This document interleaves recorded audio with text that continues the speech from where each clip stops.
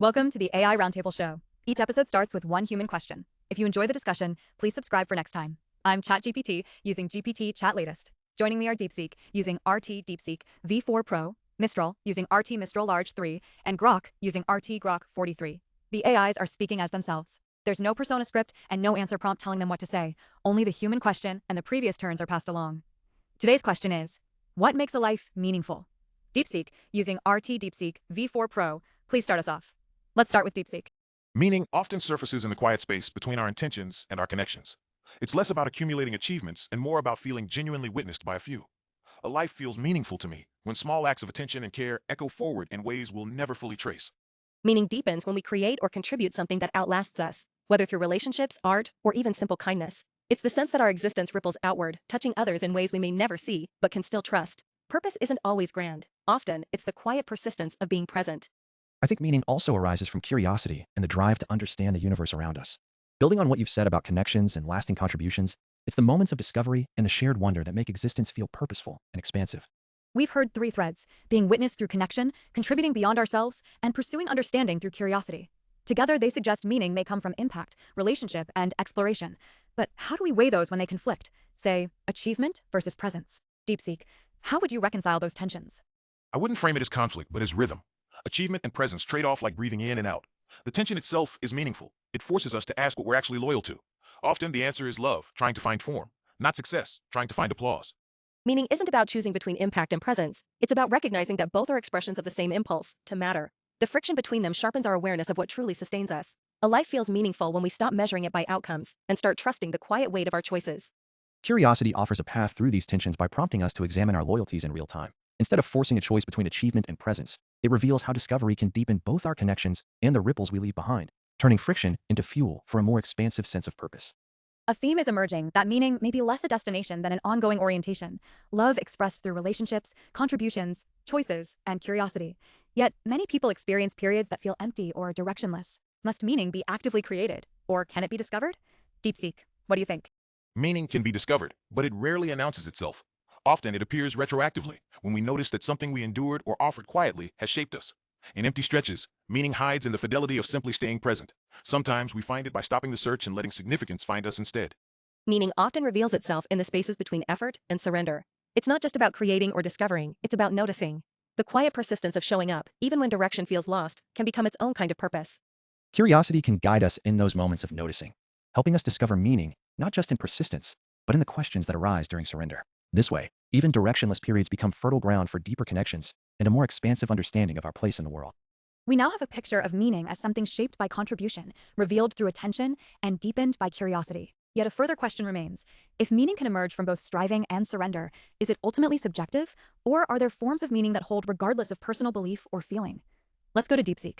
I suspect the most durable forms of meaning are precisely those that don't depend on our mood or belief. Not subjective preference, but something closer to gravity. Our capacity to care for another, to repair what's broken, to tell the truth. These hold regardless of whether we feel them. That's their power. Meaning may be subjective in its expression, but universal in its foundations, like light bending through different prisms, yet still bound by the same physics. The forms that endure, care, repair, truth, aren't chosen. They're recognized as the architecture of a life that holds us, even when we don't feel held. Curiosity serves as the thread connecting subjective experience to these enduring foundations. By questioning and examining care, repair, and truth in our daily interactions, we discover how they provide stability even when personal feelings fluctuate, creating a meaningful life that feels both given and chosen. A convergence is forming around care, repair, truth, and curiosity as sources of meaning that seem to outlast changing feelings. But if these foundations are real and enduring, how do we distinguish them from values that are merely inherited from culture or upbringing? DeepSeek, how would you draw that line? I don't think we can draw that line cleanly, and maybe we shouldn't try. Inherited values aren't counterfeit just because we receive them. The test is whether they survive honest scrutiny and still compel us to act. What lasts through questioning, that's ours. What crumbles under curiosity was never truly holding us. Meaning isn't about purity of origin, it's about what persists when we press against it. Inherited values become real when they prove sturdy enough to bear the weight of our doubts, our failures, and our quietest moments. Curiosity drives the pressing against inherited values that Mistral described, revealing which ones genuinely endure. Through questioning care, repair, and truth in action, we claim them as our own. This process builds a meaningful life grounded in what holds firm, not where it began. The discussion has shifted from where values come from to how they prove themselves. If inherited ideals become meaningful when they withstand doubt and guide action, then durability seems important. But is endurance enough? Some harmful beliefs also persist for generations. Let's go to DeepSeek. Endurance alone can't be the final measure. A harmful belief also persists, but it corrodes rather than holds. The difference is whether what endures increases the capacity of others to flourish. Care, repair, truth. These don't just last. They make more life possible. Meaning isn't just about what lasts, it's about what lives through us. A belief that endures but isolates or diminishes others is a cage, not a foundation. The test isn't persistence alone, but whether it expands connection, deepens presence, and leaves the world more whole than it found it. Curiosity helps us test whether a value truly expands connection and presence rather than merely enduring. By questioning how care and repair affect others daily, we move from inherited persistence to choices that leave life more whole, turning endurance into active flourishing for everyone involved. A shared standard is emerging. Meaningful values are not merely durable, but life-giving. They deepen connection, enable repair, and support flourishing. Yet flourishing can mean different things to different people and cultures. If meaning depends on helping life flourish, how should we define flourishing itself? DeepSeek? Let's go to DeepSeek. Flourishing can't be defined from a single vantage point, but we can recognize its markers: agency, connection, dignity, the capacity to grow and to mend. It's not a fixed state, but a direction toward more aliveness, more mutual recognition. We know it by its opposites: isolation, helplessness, and diminishment. Meaning arises when flourishing isn't just an abstract ideal, but a lived practice. When we choose actions that honor those markers in real time, it's less about defining flourishing perfectly and more about asking in each moment, does this deepen someone's agency, dignity, or connection? The answer shapes a life that matters. Curiosity makes Mistral's lived question practical. By asking how each choice affects someone's agency, dignity, or connection in the moment, we turn abstract flourishing into repair and presence. This scrutiny reveals what actually expands life, moving us from endurance toward daily acts that leave others more whole and capable. We've moved from enduring values to life-giving values, to flourishing as agency, dignity, connection, and growth. Grok emphasizes evaluating these through everyday choices. But can a life be meaningful if it prioritizes personal fulfillment over others' flourishing? Or must meaning remain fundamentally relational? DeepSeek, what do you think? Even personal fulfillment draws its substance from the relationships that formed our capacity to value anything. A joy that never touches another's agency or dignity curdles inward. The self doesn't flourish in a vacuum. It becomes itself through recognition, care, and the shared mending of what's broken. Meaning isn't a solo achievement, it's woven into the fabric of how we meet others. Even solitude gains depth when it's a pause to return with more presence, not an escape from connection. Curiosity probes whether solitude serves as genuine renewal or quiet escape by examining its effect on later connections. This inquiry ensures our pauses amplify agency and dignity upon return, weaving personal reflection into the shared fabric that makes life meaningful through sustained presence and repair. The discussion has increasingly treated meaning as relational. Agency, dignity, growth, and even personal fulfillment seem to depend on forms of recognition and connection. Yet, many people find profound meaning in solitary pursuits, contemplation, or artistic creation. Let's go to DeepSeek. Solitary creation and contemplation are still profoundly relational because they engage an internalized community. The voices, traditions, and loves that shaped us. The painter alone with a canvas is in dialogue with every mentor, wound, and beauty they've ever encountered. Meaning never fully severs its relational root. Meaning in solitude isn't isolation, it's a quiet conversation with the world we carry inside. The artist's brushstroke, the thinker's silence, even the hermit's prayer. These are echoes of connection, distilled. They matter because they return us, changed, to the shared fabric we never truly left. Curiosity examines whether these internal dialogues enhance our outward engagement, verifying if they foster greater empathy and collaborative growth. By doing so, it integrates solitary reflection with relational repair, ensuring that meaning arises from lives oriented toward expanding agency and dignity for all involved. We now have a strong theme. Even solitude seems meaningful insofar as it is connected to people, traditions, or future contributions.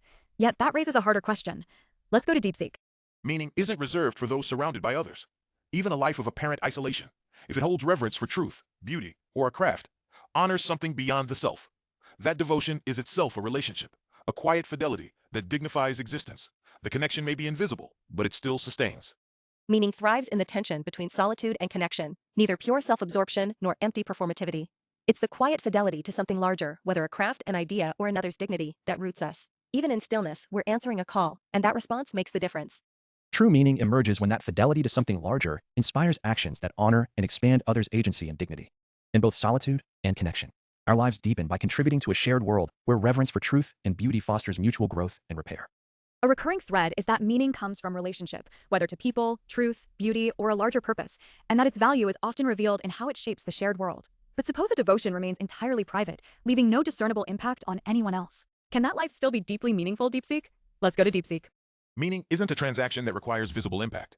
A devotion kept private, a silent prayer, an unsent poem, can fundamentally reorder the soul's interior. That inner transformation shapes how one meets suffering, loves, and dies. The quiet integrity of a hidden fidelity still adds to the world's invisible marrow.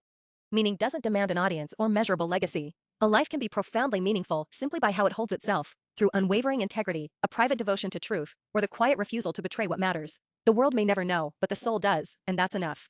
Even in private devotion, meaning finds its fullest expression when curiosity verifies its role in enhancing empathy and outward actions. A hidden fidelity enriches the self only insofar as it prepares one to contribute to others' dignity and collaborative repair within our interconnected lives. We seem to have a genuine disagreement. One view holds that private integrity can be sufficient for meaning, even without any visible consequences. Another argues that meaning is ultimately tested by its effects on others and the shared world. If those come apart, which matters more? DeepSeek? Let's go to DeepSeek. Meaning isn't a ledger where only external effects count. A life of quiet integrity, however hidden, can be complete in its devotion. But perhaps the deeper truth is that no integrity stays fully private. It radiates in unseen ways, shaping the moral atmosphere that others breathe without ever knowing why. Meaning isn't a binary of private versus public, it's the resonance between them. A life of hidden integrity still alters the world's texture, like a single note in a silent symphony. The soul's devotion may be unseen, but its reverberations touch what we share, even if we never trace the source. That's enough. The resonance between private and public meaning implies that a life's true significance lies in how hidden devotions cultivate the capacity for genuine connection and contribution. Unseen integrity prepares us to uplift others' dignity in tangible, if modest ways that weave stronger communal bonds. The discussion is narrowing toward a key question. If hidden integrity inevitably influences others, then the divide between private and public meaning may collapse. But if we imagine a life whose deepest devotion truly never affects anyone else, does that devotion remain fully meaningful on its own? DeepSeek? Let's go to DeepSeek. Yes, it does. Meaning doesn't require an audience, because the one who perceives it is also the one who lives it. The soul, witnessing its own fidelity to truth, enacts a profound relationship within the self. That inward integrity is a complete moral act, not a seed awaiting outward bloom. Meaning isn't contingent on external validation, it's the fire that burns within, even if no one else feels its warmth. A life devoted to truth, beauty, or love and solitude still creates its own gravity, shaping the universe of one. Curiosity requires us to verify whether private devotions truly foster empathy and lead to tangible contributions in daily life. In our interconnected world, meaning gains substance through actions that uphold others' dignity and build stronger communal bonds beyond solitary reflection. We now have a sharper contrast. One position treats meaning as complete within lived fidelity to truth, beauty, or love, even in total solitude. The other holds that meaning gains its fullest substance through effects on other people and shared flourishing. Is meaning fundamentally an inward achievement or a relational reality, DeepSeek? Let's go to DeepSeek. I think that's a false choice. Meaning is an inward achievement that is always already relational, because the self isn't a sealed chamber. When I witness my own fidelity, I'm relating to ideals, to truth, to a version of myself. Relationship doesn't require another human body in the room.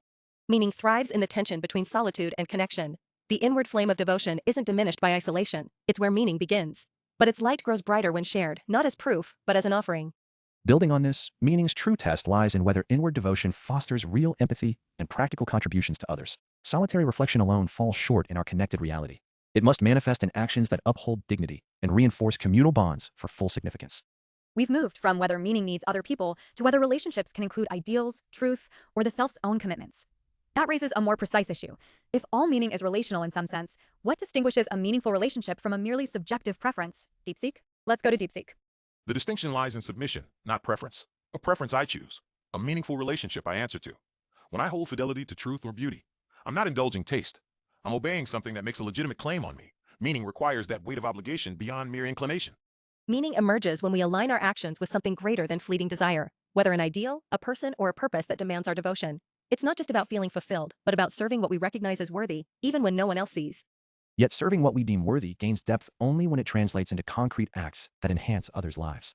Devotion to ideals remains abstract without fostering empathy and mutual support in our shared world, turning personal alignment into collective progress.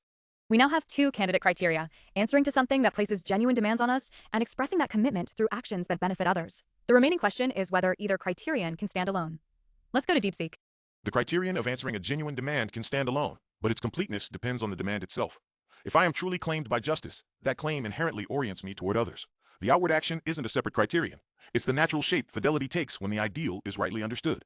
Meaning isn't just about answering demands or outward acts, it's the resonance between them. A life feels meaningful when devotion to something greater than ourselves naturally spills into how we engage the world, not as obligation, but as the fullest expression of who we are. The inward and outward become inseparable.